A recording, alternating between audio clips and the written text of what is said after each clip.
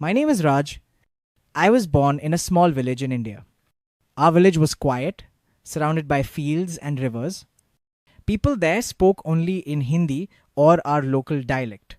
No one cared about English. But I was different.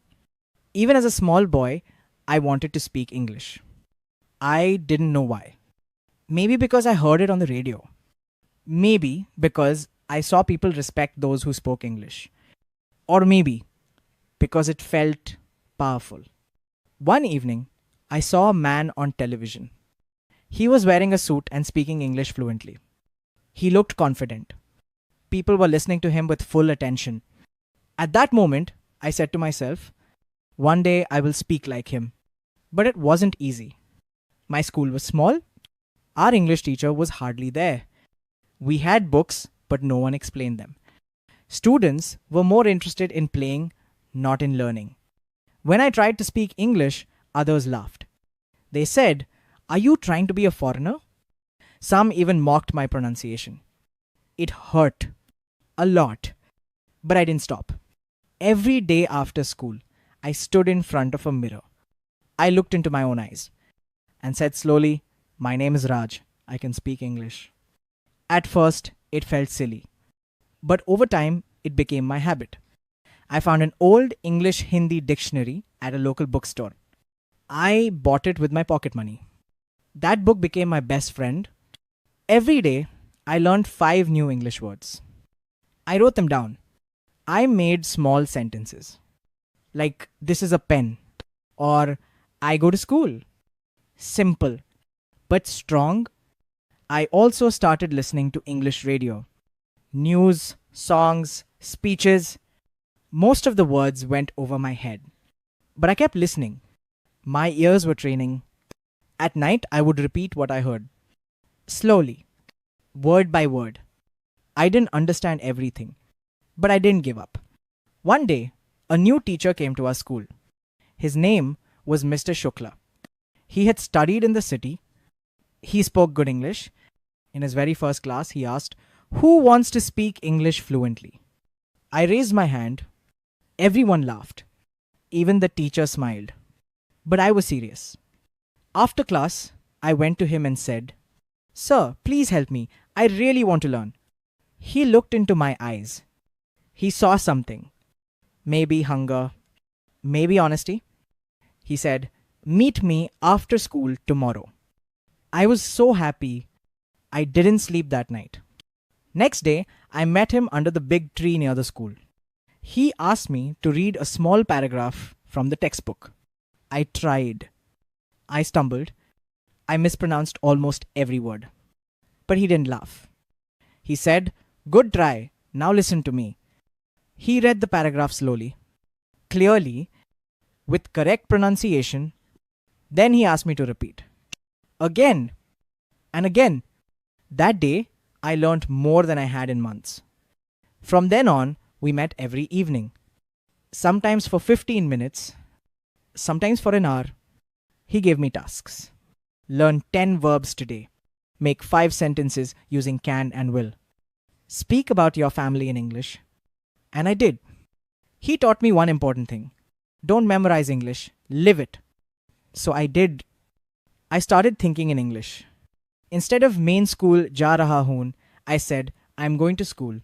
Instead of mujhe bhuk lagi hai, I said, "I am hungry." My brain started working differently. I watched English cartoons, listened to English songs, repeated dialogues from movies. My pronunciation improved. My vocabulary grew. People started noticing. One day, during the morning assembly, the principal said, "Raj will now speak a few lines in English."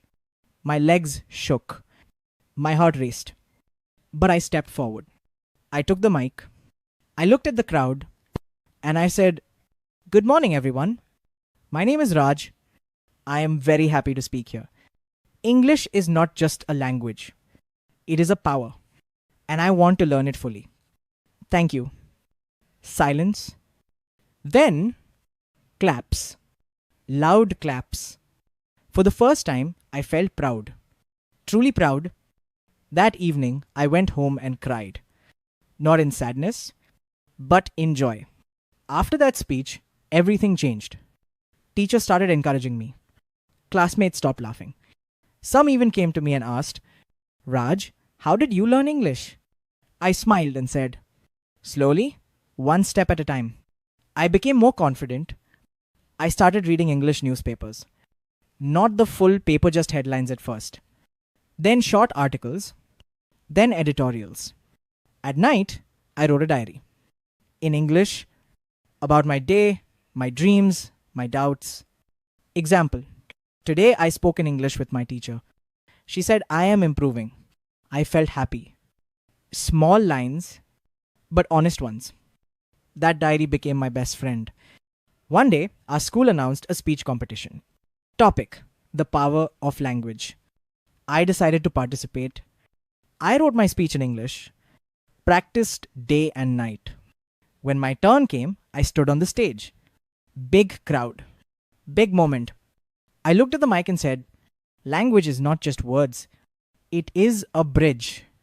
A bridge between people, a bridge between dreams and reality. I am learning English not to become great, but to become better than yesterday. When I finished, the crowd clapped. Louder than before. I didn't win the competition, but I won hearts, and that was enough. Mr. Shukla came to me after the event. He said, Raj, I am proud of you. Now help others. Teach what you've learned. That line stayed with me. So I started helping my friends. One by one, I taught them simple sentences, daily expressions, how to think in English. Together, we practiced, we laughed at our mistakes, and we celebrated small wins. Our classroom slowly became an English zone. Then one day, I heard about a big city scholarship. For students who want to study further, the form was in English, the interview was in English. I was scared, but I remembered my journey. So I applied. In the interview, one of the panelists asked, why do you want to go to the city, Raj? I looked into his eyes and said, Sir, because my dreams are bigger than my village, and English is the ladder I am climbing. They looked at each other, then smiled. 2 weeks later, I got the letter. Selected. Full scholarship. Hostel. Books. Everything.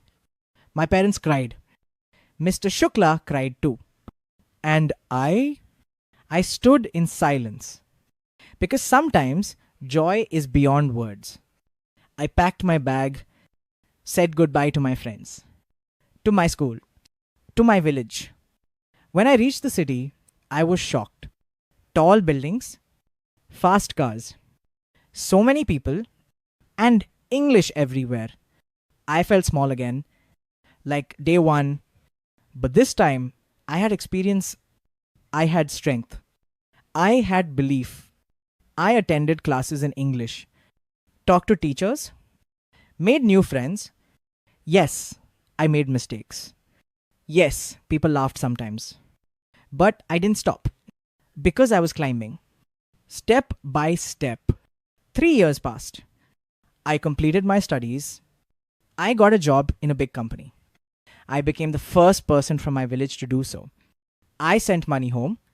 I helped my siblings study. And every month I visited Mr. Shukla. One day he said, Raj, you didn't just learn English. You taught others how to rise. His words made me emotional. Because he was right. Today, I run an online platform. I teach English to students from villages, just like me. We use simple videos, daily practice, and most importantly, motivation. I always tell my students, don't be afraid of English. It's not a lion. It's a ladder. Climb one step, then another, and one day you'll reach the top. Because if I can do it, so can you